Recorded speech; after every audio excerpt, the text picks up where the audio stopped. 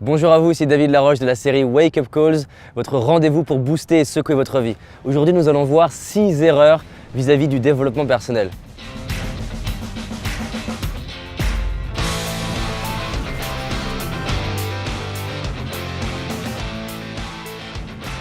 J'imagine que si vous regardez cette vidéo, c'est que consciemment vous faites du développement personnel. Alors c'est quoi le développement personnel?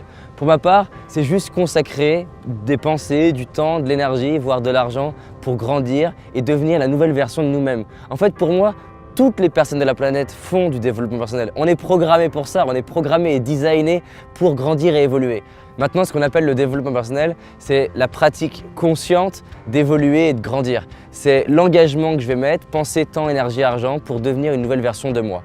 Et ce qui est intéressant, c'est toutes ces personnes qui travaillent sur elles-mêmes pour grandir et évoluer et qui en fait retournent les clés du développement personnel contre elles.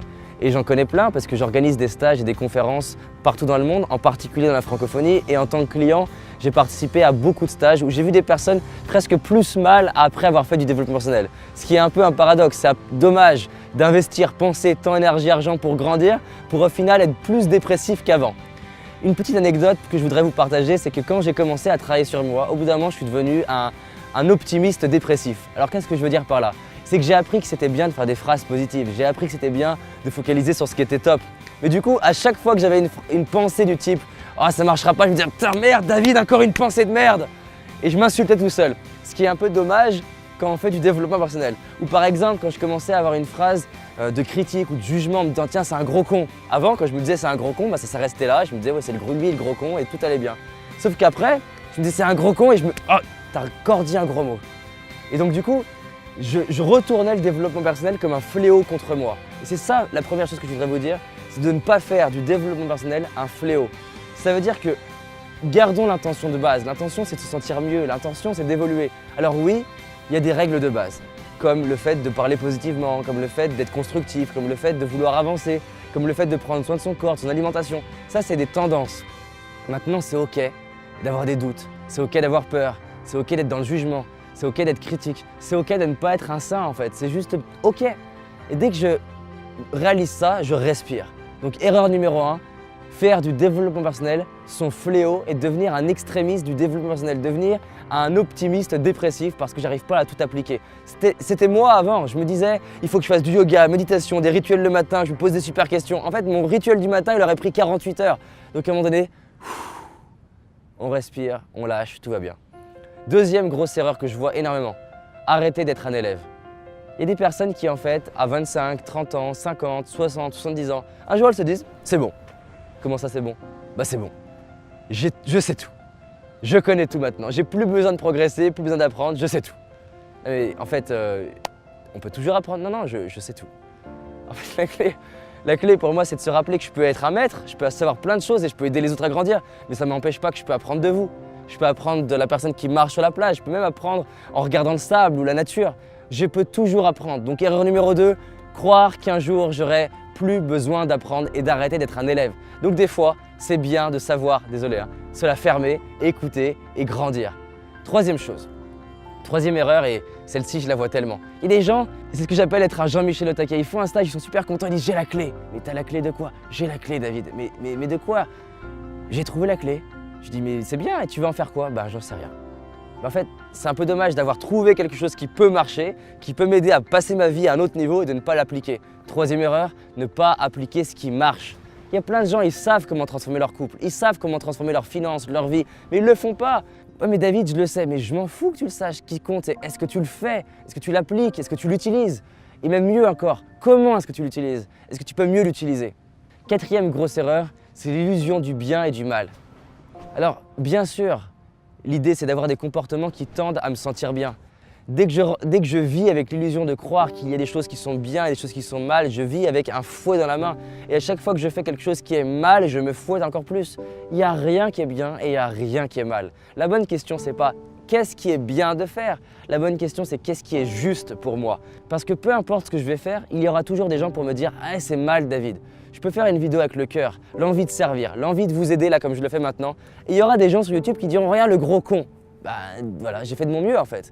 Donc j'ai pas envie de baser ma vie sur ce que les autres pensent. Si ça se trouve, il y a des gens sur la plage qui pensent que c'est mal de faire une vidéo sur la plage parce que je dérange les pigeons, j'en sais rien. J'ai pas envie de me baser sur eux pour être heureux ou pas heureux. C'est à moi de savoir qu'est-ce qui est juste pour moi, juste ça.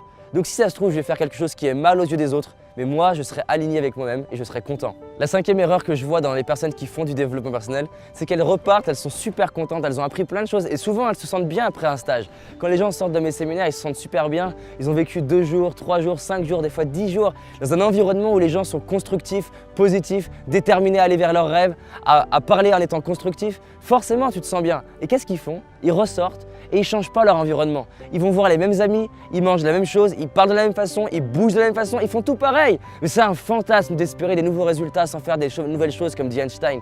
Donc oui, c'est important de changer l'environnement. Et l'environnement commence par où est-ce que j'habite, qui je côtoie, quels sont mes amis. Je sais que c'est douloureux, mais c'est une des grosses erreurs que je vois et c'est ma 5e erreur.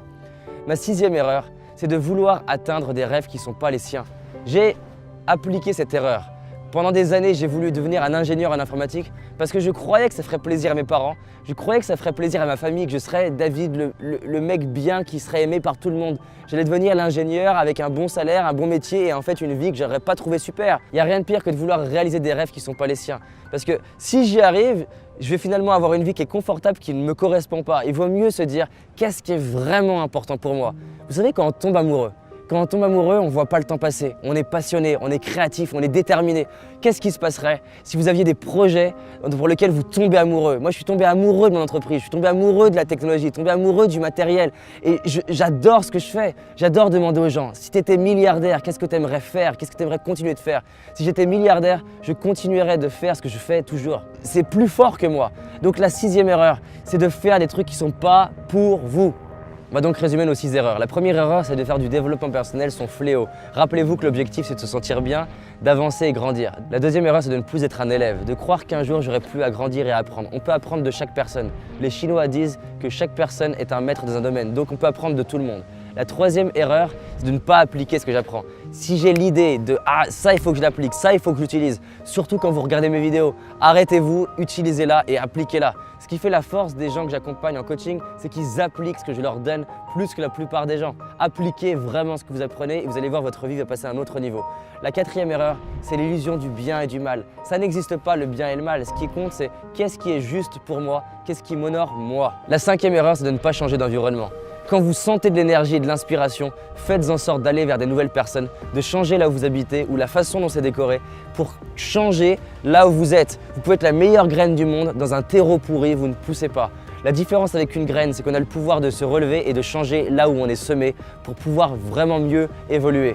Et la 6e erreur, c'est de vouloir atteindre des rêves qui ne sont pas les siens. Prenez le temps de vous poser et de vous demander qu'est-ce que je veux vraiment. Peu importe les normes sociales, qu'est-ce que je désire, qu'est-ce qui me touche, là où je vois pas le temps passer, là où c'est facile pour moi, là où je désire avancer. Est-ce que vous avez un projet où vous êtes tombé amoureux et c'est facile pour vous d'avancer? Voilà ce que je voulais vous dire, c'est les 6 erreurs. Donc regardez à nouveau cette vidéo et voyez où est-ce que vous en êtes par rapport à ces 6 erreurs. En tout cas, on avance ensemble et rappelez-vous que l'objectif c'est de prendre toutes ces clés-là et les retourner en positif, bien entendu. Si vous pensez qu'autour de vous, il y a des amis, des proches qui peuvent faire ces erreurs-là, partagez-la discrètement sur Facebook. Ils ne sauront pas que vous pensez à eux, c'est l'intérêt de Facebook. Donc cliquez sur j'aime, cliquez sur partager, abonnez-vous et surtout, on avance ensemble. Merci de votre confiance.